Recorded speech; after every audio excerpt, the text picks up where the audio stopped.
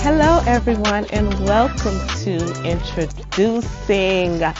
I am so excited. This is your girl, Smart Video Girl, and it is July 5th, right? The day after Independence Day. I hope you are enjoying this. This is actually a pre-recording, but for those who are seeing this, it is July 5th. I want to thank you so much for tuning in. And as you can see, it's different environments. So we'll get into that a little later because what we do here is introduce new people, new things, and new ways of thinking. So today I'm doing a new thing, which is in a studio.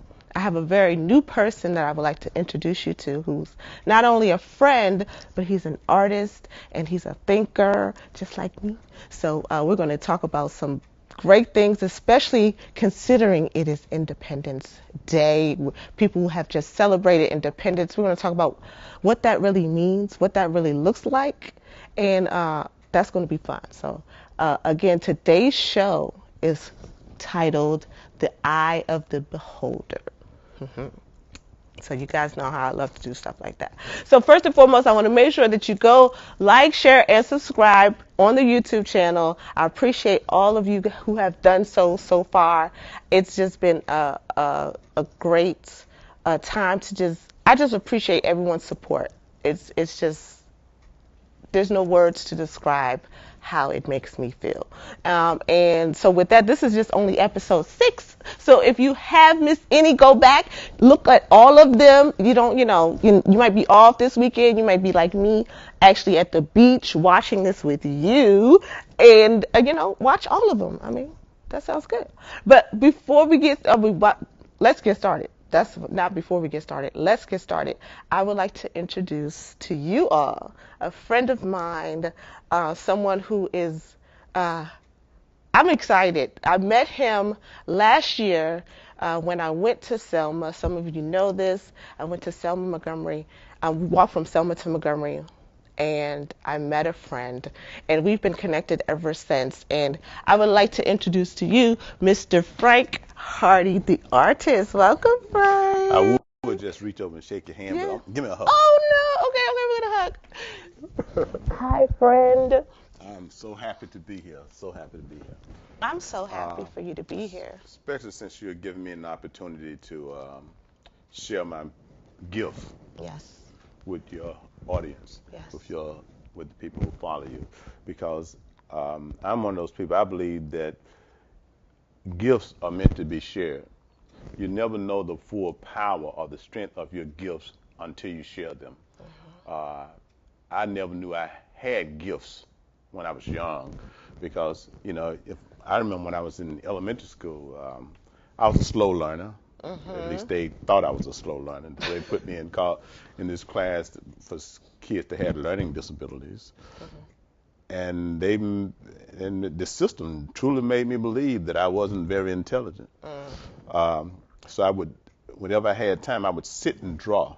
Right. I was always just sitting and drawing, and mainly entertaining myself. And my artistic ability became therapy for me. That's right. That's a beautiful thing. So that's kind of how you just learned how he became an artist and through some of those life struggles. And thank you for sharing that with the audience so that they could get a little insight into who you are. And before we get started all the way into it, can you tell them how they can get in touch with you and where they can find some of your art? Yes. You can look me up at Frank Hardy 1 Oh, Yeah, okay, give me a second. that's your email. FrankHardy1 at gmail.com. That's my email. FrankHardy1 at gmail.com. You can find, you can reach me up, and if you have a particular painting you like, I can make sure that you'll be able to purchase that painting. If you have an idea of a painting you like to have, call me up. We'll talk about it, and I will create that I will create that vision from your ideas. He's a visionary. I will also give you my phone number before we leave Yeah, the before show. we leave. All right. So those of you out there, make sure that you go and check out Frank Hardy and check out some of his art after the show. But you can get a little glimpse because we were talking about some of the work that you have done. You have a piece here that I know people are looking at. You also have some of the behind you on the television screen. But before we get into that, what I do on my show, I want people to know a little bit more about you. Uh, you are, Bloody Sunday, and just for those who do not know, you were 10, right? Well, I turned 10 in July. You turned So 10 in July, so I turned 10 that 9. year. You were 9. I was getting ready to turn 10. You was getting ready to turn 10. He was 9 Yeah. years old in Selma, Montgomery on Bloody Sunday at the bridge. Yeah.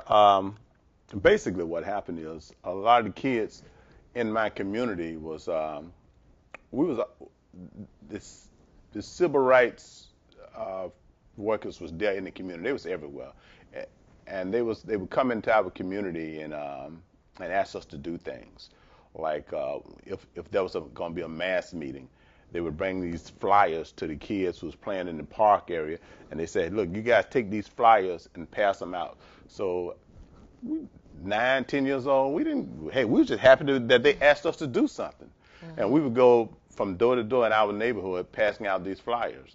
And these flyers would usually say something about mass meeting at Brown Chapters Church, or mass meeting at Tacklemouth Baptist Church, and then they put when the meeting would be. And the funny thing about it was, I did not even know what a mass meeting was. That's why I'm that young. I'm thinking a mass meeting was like a masquerade party or something. People showing up with masks on, 'cause Right.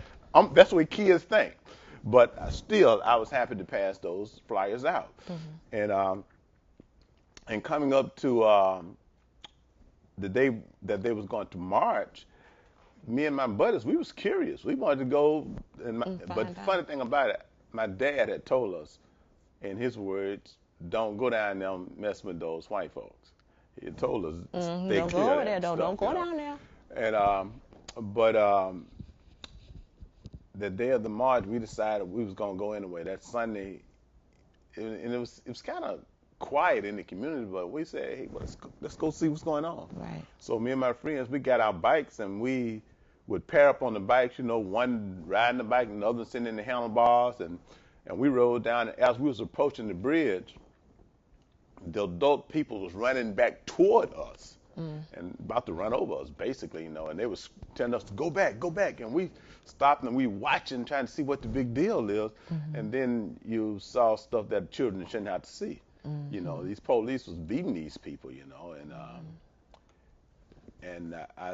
in fact, I have a painting I'm going to share with you soon. It's up there now. Yeah. This is it.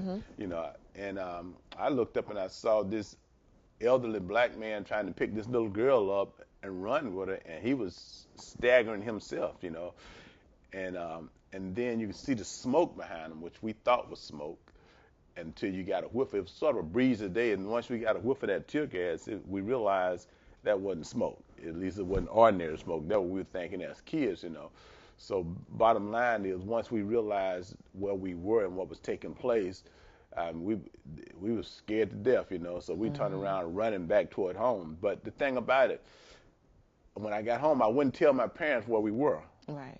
Because we weren't supposed to be there. Right. And I was one of those kids who was always somewhere I wasn't supposed to be. And so for years, I didn't say nothing about it. That's all right. But the funny thing about it, as I kind of age and I seeing all these things taking place, and white people got really angry right after the civil rights movement. I mean, they got mean in Selma. And they looked like they looked for any opportunity they could to hurt some of us. People came up missing. People came, and all sorts of things happened. And I'm not going to get into all the detail to tell you about those things because it's in history now. Yeah. But people came up missing. People being beaten. I even heard stories about girls being snatched off the street, being raped, and they couldn't even go tell the police about it. Right. I mean, It was they couldn't even the report it, police. you know.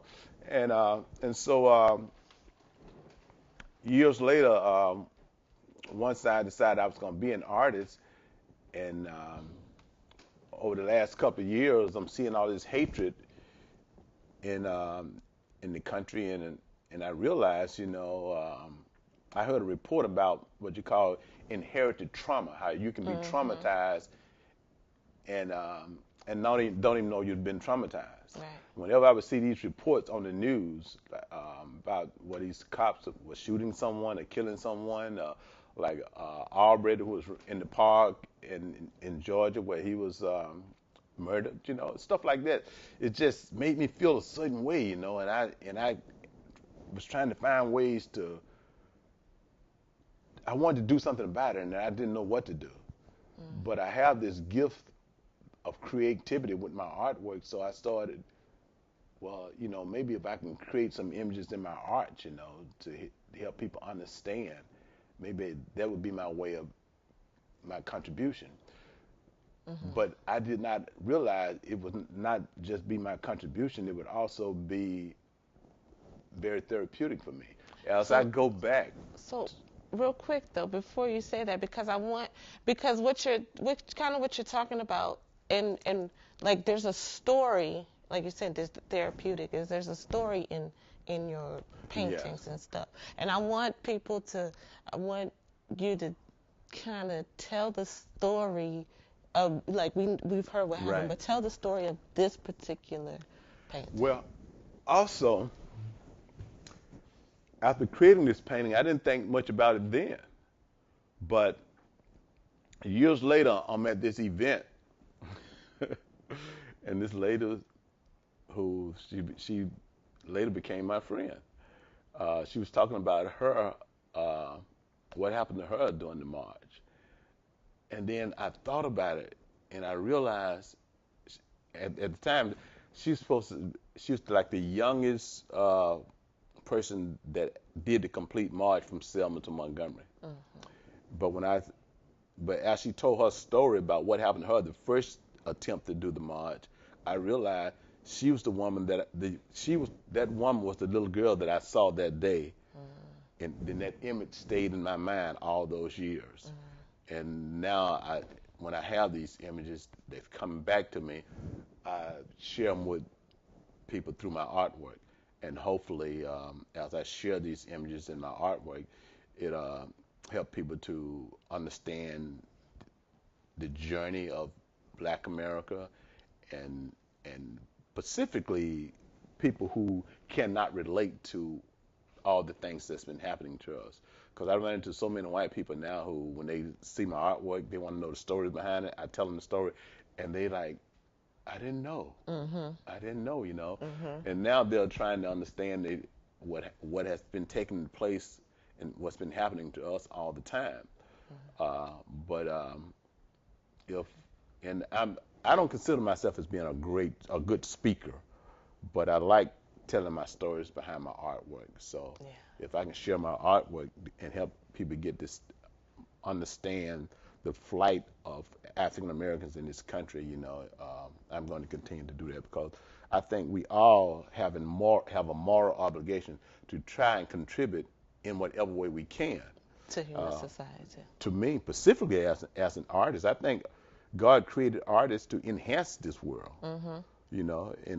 Because without, artists has always been on the front line when it came to advancing humanity. The way I see it, basically social justice. If you look at some of the songs that people like Bob Marley and Pete Seeger and Bob Dylan, those songs are all about embracing people regardless of their race Okay. or religion. And a lot of time when you people want to quiet the artist, whether you're painting or whether you're singing. They want to quiet the artist, especially when the artist started to uh, promote an agenda that they don't particularly agree with. So let me ask you this question because, you know, if you could summarize your purpose with your art, because it is understanding human justice, but because what people don't know is, you would think with all the trauma, the in-bed trauma that you may be resentful and things of that sort, but Frank is actually a very loving person, saying for humanity. So if you could summarize what you feel is your life purpose with your art, what would you say it is? To speak for those who don't have a voice, and when I say that, it's like for years I did not know that I had a voice. It's like I had all these things I wanted to say, but I was like, man, if I could just speak to these politicians, if I could just speak to the governor, if I could just, because the answers are not that hard, Right. but they're not listening. Right. They're not listening. And so, but since I don't have a platform, since I don't have a mic to talk to the nation about, I better just try to use what God has given me. God Right. gave me this artistic ability, and if I can create images in my artwork now that's going to address issues that people are dealing with, then that's what I want to do. I want to speak for the voiceless through my artwork. That sounds like synergy. And so my work is evolving.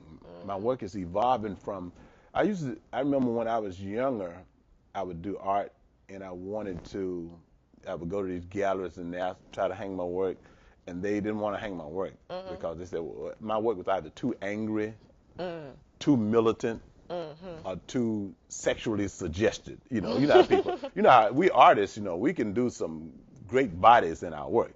So they had all these reasons. They would come up with a reason why they didn't want to show my work. It was too risque. Yeah. It didn't matter whether it was too militant, too angry, whatever. They didn't matter. It was too something. But it was too now much. I'm evolving. I think I've evolved to a place where I understand my obligation as an artist now. And my obligation as an artist is to try to create images that's going to advance humanity. Create some images that's going to get people to understand people who've been misunderstood. If you look in the history books, I remember when I was going to school, the only thing I knew about black people is that we had been slaves, and I didn't know about all the great things black people had done. Right. And we had never received any recognition for it. I want to create some images that show that greatness and how we have advanced, not because of what has been done for us, not because of what has been given to us, because we've been denied so much, but we've advanced in spite of what they've done to us. I think about some of my heroes, Muhammad Ali. They took Muhammad Ali his most productive years. They did not even allow him to compete in his chosen profession. But in spite of that, he still rose to a level that no boxer has rose to since. So he could have laid down feeling sorry for himself and wallowed in his pit and complained about what white people had did for him. But instead of doing that, he decided, I don't have those years that they took, but I got some years in front of me. That sounds So like I'm staying going to make present. the most out of them. Right. And that's what he did. That sounds like staying present in the moment and not living in the past, not thinking about what happened to you. And some of the things that we talk about, here on this show, that these are examples of that. And Frank is also an example of that. Despite it all, we are always contributing to Yes.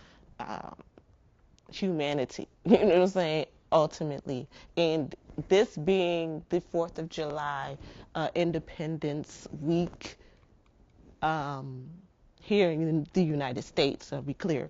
We're going to talk about some artwork that Frank has regarding that those images, and we talked about a little bit about Bloody Sunday, and this particular the jacket. I want to talk about this Yes. jacket. Okay, this jacket here, it has Bloody Sunday on it, but it also has the American flag blood dripping. So we're gonna talk a little bit about that, because in Independence Day, what do we wave all the time? That flag. So let the Frank tell us, break this. Well, first of all,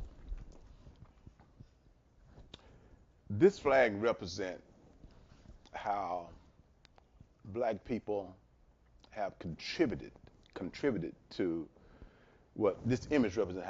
How we basically, the red in the flag, to me, that's the blood of my people, and we still contribute to make this country great every day. But every time, but the funny thing about it, even when we're contributing, we are made,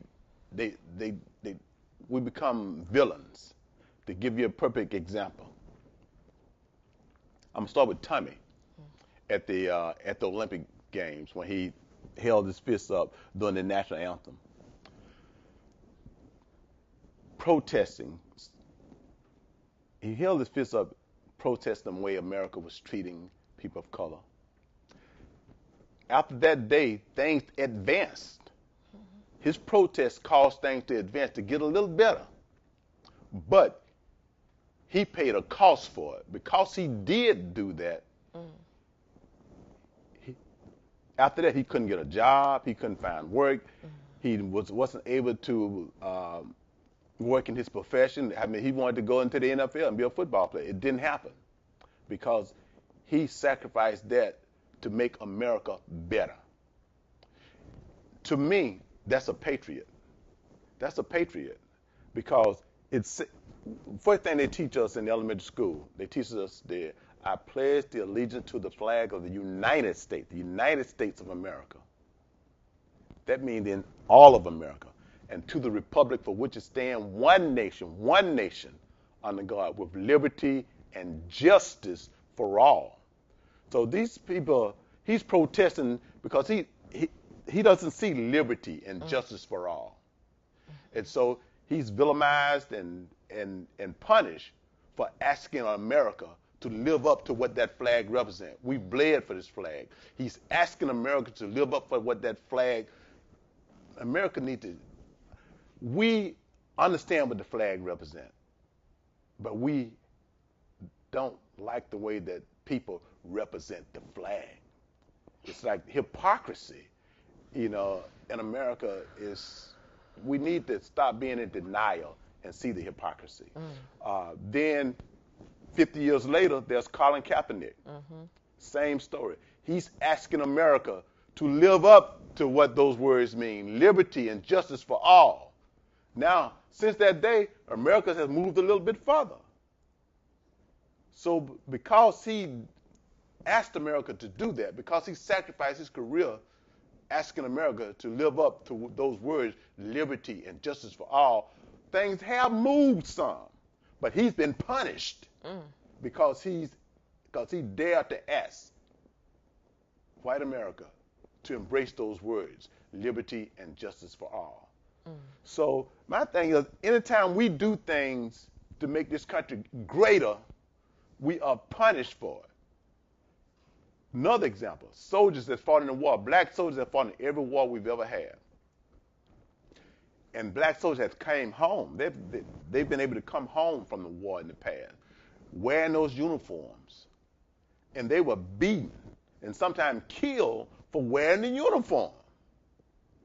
These soldiers went out and fought to make this country better, fought for the freedom of America, and they come back and people see them in those uniforms. Oh, they think he's something. They think he's good as white people, and then they're beaten for wearing the uniforms. Maybe and I'm probably gonna get some backlash for this. It's all right. Listen, you're here. We're going to do truth. that. It's the truth, and people need to truth stop hurts. living in denial. They need to stop pretending like these things didn't happen. Because if you don't know your history, it will happen again. Absolutely. And it's about to happen again if Congress don't get it together. Because people have a tendency to follow blindly, and it's been happening in this country ever since. So I'm going to create artwork that would hopefully wake people up. Okay, well, let's talk about this next piece that you got going on here. Yes, yes, yes, go. So by all means, yes, yes. Wake up. Happy 4th of July. Okay, This honestly. So yeah, tell them about this other piece we got here. This piece represents, to me, this is black women has contributed so much to this country and have not been recognized for it. I mean, they've sacrificed so much to make this country strong. And I'm gonna walk it back a little bit. Black soldiers died in the Vietnam War at a disproportionate rate, considering how they were the way they were stacked in the military. Those black mothers sent their sons off to die in that war. It was almost as though since black women have been in this country, they've been raising children to die for the comfort of white America. If you think about it, black women on those slave plantations, they were basically, a lot of times, they gave birth to their children. Those children worked on the plantation. They picked cotton. They did the farming. They did the ranching. They ran the sawmill. Black slaves did all the work. Black slaves built the White House. You know, black slaves did all the work, and black mothers birthed these children to do the work as slaves. And then black mothers was made to be what they call wet nurses. This painting is titled "The Wet Nurse." Wet nurses was commonly used on plantation, not just to nurse their own children. Sometimes their children were long finished nursing, but they would use those women to nurse white children, other slaves who were probably in the fields working, and so the wet nurses would nurse those kids. Quite often, sometime a white woman would have a child, and if she's sick or ill and can't nurse, she has a designated wet nurse to nurse her child when she's not able. Sometimes, if you got a new baby, you understand what I'm saying. Sometimes they would be sleeping in the bed at night. The baby wake up in the middle of the night. Nurses, I mean, when you got a new baby, you're sleep deprived. You don't get much sleep. So what they did, they would have a wet nurse sleeping at the foot of the bed. If the baby woke up in the middle of the night, the wet nurse would get up and nurse the baby, because they didn't have refrigerated milk and all that stuff back then, So instead of going to the refrigerator getting a bottle of milk, the wet nurse would get up and nurse the baby. So black women have been nourishing this country from day one and receive very little recognition. When I look at the respect that's given to black women in this country, it saddens me sometimes. But I think America needs to start accepting blame, and because things doesn't get better until what they said, like for an alcoholic, you can't work. You can't. It won't work if you work it until you admit. Don't work if you don't that you're work an it. alcoholic. You have to first admit you're an alcoholic. That's right. America still have not admitted their wrongdoing At all. We had congressmen and politicians who voted against freeing the slaves. I mean, we had people in Congress, in the government, who voted against freeing the slaves. And then once the slaves were free, well, before the slaves were free, they said they decided they'd fight a war first. And they did. And lots of people died in that war because of, and the sad part about it is, the great majority of white America did not own slaves. That part. But these wealthy white slave owners with all these huge plantations, they saw all that money they was about to lose. Yeah. And so they lied and convinced rest of white America, you need to go to war. Or if you don't go to war, they're going to come down here and take our slaves. They're going to ruin our way of life. They're going to take away our way of life. Ooh. And they told so many lies. They convinced the Confederacy to go against The Union. they basically was oh boy, they Yeah. gonna be after me for this. No, I know. Listen, so that's what I'm saying. We're not gonna go all the way because that's another show. But that is another show. We're gonna stay right. But the bottom on line this. is they convinced them to go to Yeah. war Yes. so these people can stay wealthy and powerful. Yeah. And the great majority of the people who died in that war didn't even own slaves. That's right. They was fighting somebody else's war. Fight somebody else's war. I just want to. Oh, I'm sorry. No, you all right? I mean, because this is how the conversations go. This is the nurse, the wet nurse. The wet nurse. So because people, these are like thought-provoking pieces. They definitely are conversation pieces. If you would like to have one of these lovely pieces in your home, in your office, or anywhere, make sure that you reach out to me. You can either reach out to me. You can send me an email at tellemchris@gmail.com, or hit me up in the inbox or email, or you can hit up Frank and let him know that you saw him on Introducing and you want one of the pieces. Okay, so because the message in this is just, it's amazing. I'm getting me a jacket. So, oh yeah, I'm going to keep on messaging also. I have some other Don't pieces stop. that I want to share with the world. Yeah. That tells more stories. You know, there's so many stories out there that haven't been told because, you know, they purposely left these stories out of the history book. Yeah. You'd be surprised though. I had this painting on exhibit at a university in Alabama during February, Black History Month, and the majority of the campus was white. And so many young white kids came up to me and asked me what this painting meant, and I would talk to them about the wet nurse and how the wet nurse was used on the plantation, and they were so surprised. They did not even know what a wet nurse was. They had never heard the term. And I'm like, it's because they specifically left these things out of the history book. They left so much out of the history book, and now that they're trying to sort of correct these things that were left out of the history book. We got a whole half a country fighting to keep this stuff out of the history book. They don't want their children to know about it, you know. That's sad. That's sad. But there's an old saying, the truth shall set you free. That's right. But there's also a saying that said that if you don't know your history, you will repeat it. Absolutely. So if we ever going to truly be free in America, we need to start telling the truth. Happy Independence Day again, because that's the facts. On this show, you know, I want people just got a good chance to meet Mr. Frank Hardy, get an insight to his art and his purpose and his messaging in his art and his voice. Really, that's really what it's breaking down to. He's using the canvas to share stories of our history through art, and it's powerful stuff, and it's the truth. You know, when you see these things, you can kind of, you know, share examples in history, and that's why I love, you know, talking to you, Frank, because you share the stories in history.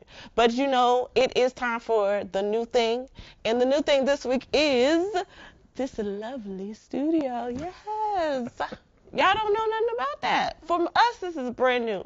So this is the new studio. You'll see me from here from time to time. This is the VNP Media Production Studio. It is owned by Miss Karen McConnell Jones, and I also work in here too. So, you know, from time to time you may see me behind the scenes. But this is new for Introducing. So if you have a show idea, if you want to rent out a space, if you want to have meetings, make sure you reach out, and I'll put the information down at the bottom so you can send an email or call Karen. I'm sure she'll be glad to hear from you, and let her know that Introducing sent you her way. And that's only for people locally in the DC, Maryland, and Virginia area. If you're outside that area, I have some other spaces coming for you really, really, really soon. Okay. All right. So after the new thing, we always talk about the new way of thinking. And as you were talking, Frank, I could just hear the dichotomy of this country, of the world, of how, there's not this good and bad, but it's these two extremes of things. So you were talking about Tommy with his the sacrifice. Like even though he had to give up something, he had to Yes, sacrifice something in order for the to make great this good, country better. to make the country better. And we live in that type of dichotomy in society, but we also have that dichotomy within ourselves. And I think a lot of the battle to get through, to become, to reach a point where you can share your message without bias and to teach everyone, you have to go through some of that battle within yourself. How do you interact with people who may come at you with adversity sometimes? Truth. Mhm. I've been attacked. I've had people to basically, when I say attacked, sometimes when people see you, when people start to listen to you, Mhm. and when people start to say, he makes a good point, then what they will do, they'll do little things to try and destroy your character, Ah, what they call character assassination. there you go. To so then hopefully people won't listen to you. Okay. It has happened many, many, many times with black people, and that's why a lot of black people are afraid to speak out. Mhm. If I speak out, I'm going to next thing you know, I'm going to be attacked. So how do you deal with that? Like you said truth, right? So, but that's outwardly, how inwardly, how do you stay motivated to continue to tell the truth, to continue to paint the truth? Well, I can't stop. I don't even. I be laying in the bed in the middle of the night, Mhm. and I come up and I have this vision, and the next day I'm trying to find a way to get it on. So I don't know where it's coming from, but just like my talent, I didn't go to school to learn how to paint or to draw, and so if God gives me this talent, I feel like He gives me these visions also. And to be honest about it, I I don't. For years, I struggled with a lot of things because, first of all, I'm no saint myself. Right, right. I've had my struggles. I've been in dark places Mhm.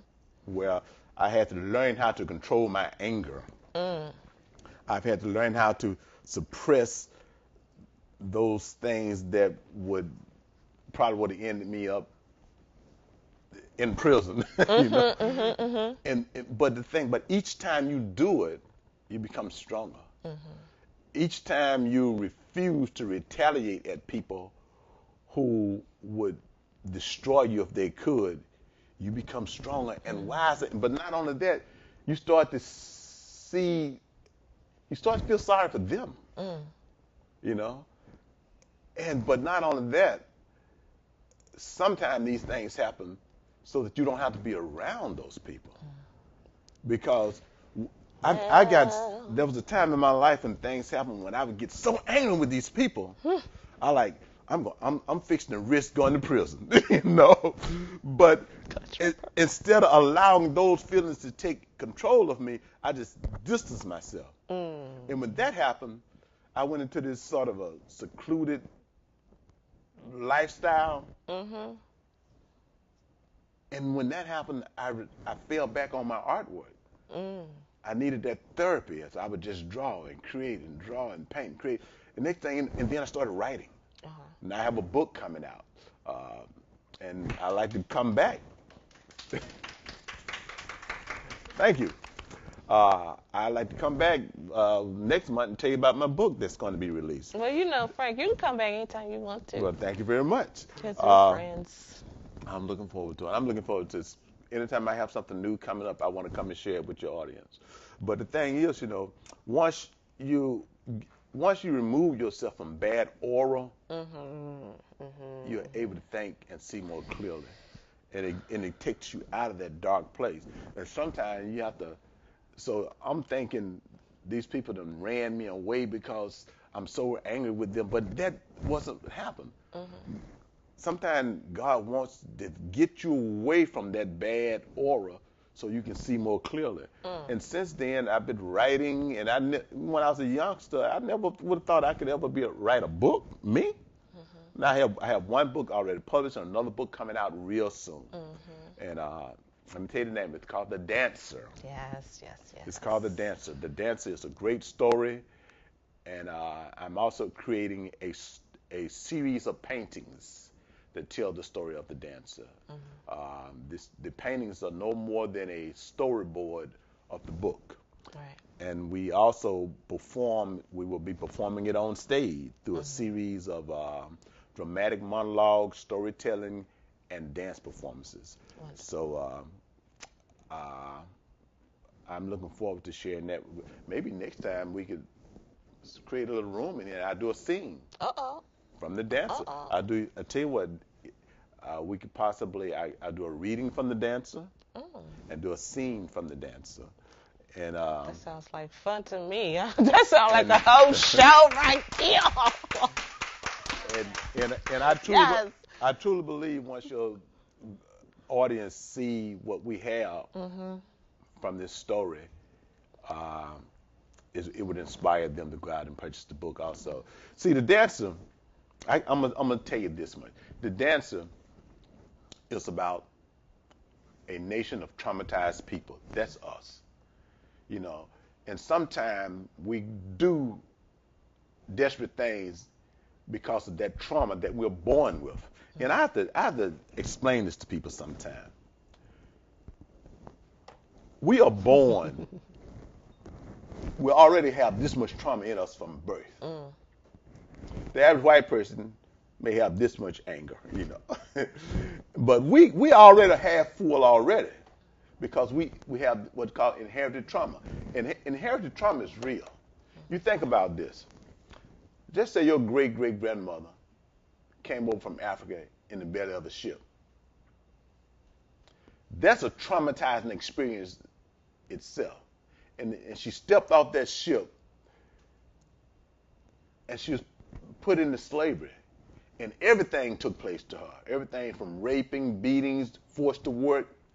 And then now she's finally made it up with this slave and they love to try to make big, strong slaves with healthy women so they can create bigger, stronger slaves. So a lot of times they might be forced to have sex with somebody they don't even want to be with because these masters want to produce big, strong slaves. And now, not only this child that she's carrying is not only carrying her trauma, also carrying the trauma of the father. And now that baby is going to inherit that trauma because if a person is traumatized every day of their life, that has to affect that child that's growing in them. Yeah. So that child coming to this world traumatized. And then that child will pass that trauma on to their children.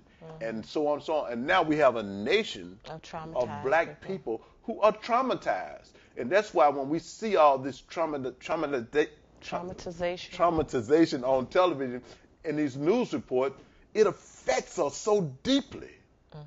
And most of the countries don't understand that. That's why when we see these things, we are angered so much more than white America is because they don't understand that we were born with so much trauma already in us, and now we got to go through Jim Crow and racism and all this other stuff, and that feeds that trauma that's already in us. And we have a nation of people that truly should go through. We need counseling. We need therapy. We do not need to go to prison. We need therapy. We need therapy.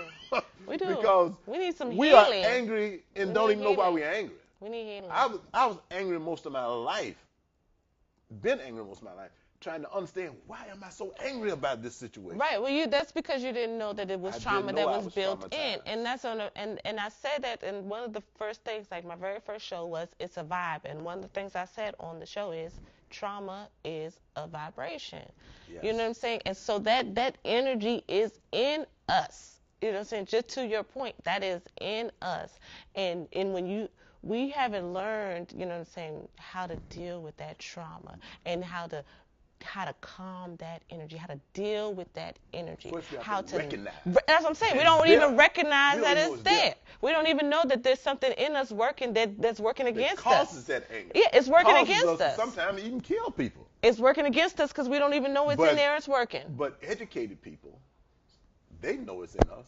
They see it, and they for years they tried to say we was inheritedly criminal because of some of the violent crime. They talked about Yeah. black on black crime Yeah. and stuff like We that. gotta wrap And, this. and the people that's talking about this are part of the cause of the crimes that Yeah. being committed because Yeah. they know about the traumatization and they're trying to pretend like they don't know it, and they continually create situations within the communities of color that feed that trauma, keep us poor, keep us unemployed, Right. and throw all this other stuff in our community That has that's us going to at- feed that trauma. So today's topic, because we're coming close to the end. We only got that 5 minutes was left. quick. It happens like that. So we have. quick. I know. So the eye of the beholder is today's topic, and to your point, to drive this home, and I do want to see if we have any questions. If we have any questions, please raise your hands so I can see them back in the corner. Yes, so we do. questions. We have a question. So the eye of the beholder, to your point, we're not told the truth. The truth is beheld by people who are withholding it Yes. from our eyes. And we have to open up third eyes and in our minds Yes. and get with people like Frank who are teaching us the truth so that we can become the beholders of the truth. So it'll be in our eyes. So we're going to take this question. We have a question from the audience. Please tell us your name, please, and where you're from. Good evening. Just want to say great show, guys. Thank you. I love it so far. Thank My you, name's thank you. Aisha Betancourt. I'm here, located in the Maryland, Upper Marlboro area. I just wanted to say or ask, since finding and understanding what your purpose is with your art, what are some of your favorite pieces, like go-to pieces to create these days since finding that understanding? I have a series of paintings that I've done that deals with nurturing. It's similar to this one, but different. When I look at, when I see black mothers caring for their children, when I see people embracing diversity, I have paintings that shows this, and that's why I find peace at these days. Especially, I mentioned embracing diversity. See, in America, we have a way of rejecting diversity. We came close to embracing diversity a few years ago. We came up with this word called tolerance. We need to tolerate. I don't want nobody to tolerate me. Recognize my gifts. Recognize what God has given me, and embrace what I bring to the table. Don't tolerate me, because God don't make mistakes. God created this diverse world we live in. Diversity is a gift. He gave us diversity as a gift. Now it's up to us. We can embrace that gift and receive all the gifts that comes with embracing God's gift of diversity, or we can continue to reject God's gift of diversity and look where we are. We got That's people. it. We've got people that's basically always finding reason to reject God's gift of diversity. They come up with reasons, and you heard it. And a lot of them are people that run the country. They say these people are criminals, these people are rapists, these people are this, that, and another. Instead of embracing those things, that seeing people as equals, Yeah. and understand that these people want the same thing that you want. Wow. And if you see them as equals and understand they want the same thing you want, then you you start to embrace these people and you love these people, and everything else starts to heal. Everything else gets better because you're not going to mistreat people once you see them as your equal. You're not going to mistreat people once you start to care and love them. And once you embrace God's gift of diversity, you understand how your life become richer. Well, and on that note, yes. Well, on that note, we have to wrap up the show. You got to get a longer show. Listen, I need guests like you all the time so we can have these conversations. I want one more time to let people know, because you are going to be auctioning off. You're going to be selling some of these pieces. Yes, you go to my website. Actually, because we only have 30 seconds. I only have a website. It's Art by Hardy. Yes. Just look me up on frankhardy1@gmail.com. Yes. Contact me through this lady right here, through her show. I'm going to allow her to get my jackets to the public. Just contact her. You can get my jackets, you can get my paintings, my T-shirts, any Art by Hardy. She's going to be my representative here in this area. All right. Well, then you heard it. Hopefully, art will change your life. That's right. So thank you so much for tuning in to Introducing. Thank you again, Frank, for coming and joining us. I hope you all enjoyed your Independence Day. I hope you enjoyed this particular show of Introducing. The truth is in the eye of the beholder, and I hope you learn the truth for yourself. Make sure you like, share, and subscribe to the channel. And until next week, I love you all. Peace.